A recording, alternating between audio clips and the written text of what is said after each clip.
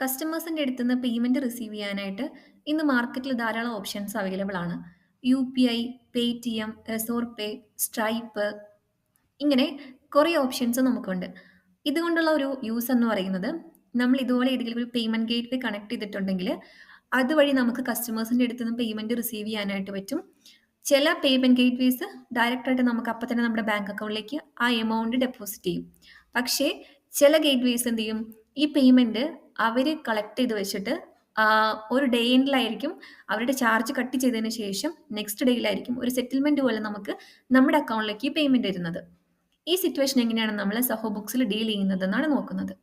ഈ റെസോർ പേ, പേടിഎം പോലുള്ള ആപ്സ് ഒക്കെ ഈ ഒരു പ്രോസസ്സ് തന്നെയാണ് ഫോളോ ചെയ്യുന്നത്.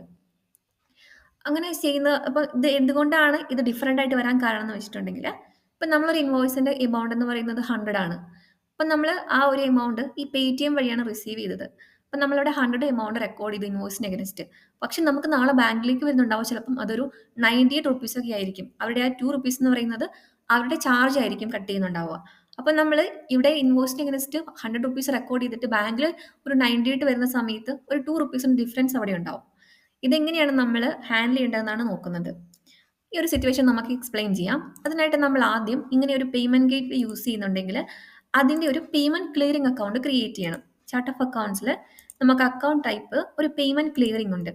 അതിൻ്റെ അണ്ടറിൽ ഇപ്പം ഞാനൊരു പേടിഎം ആണ് യൂസ് ചെയ്യുന്നതെന്ന് വിചാരിക്കുക. അപ്പം ഞാനിവിടെ പേടിഎം ക്ലിയറിംഗ് അക്കൗണ്ട് എന്ന് പറഞ്ഞിട്ട് ഒരു ക്ലിയറിംഗ് അക്കൗണ്ട് ക്രിയേറ്റ് ചെയ്യുന്നു.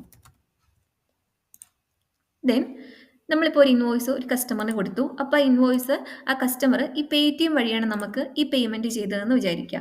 ഒരു 60,000 ഉണ്ട്. അപ്പം നമ്മൾ നോർമലായിട്ട് റെക്കോർഡ് പേയ്മെന്റ് കൊടുക്കുക.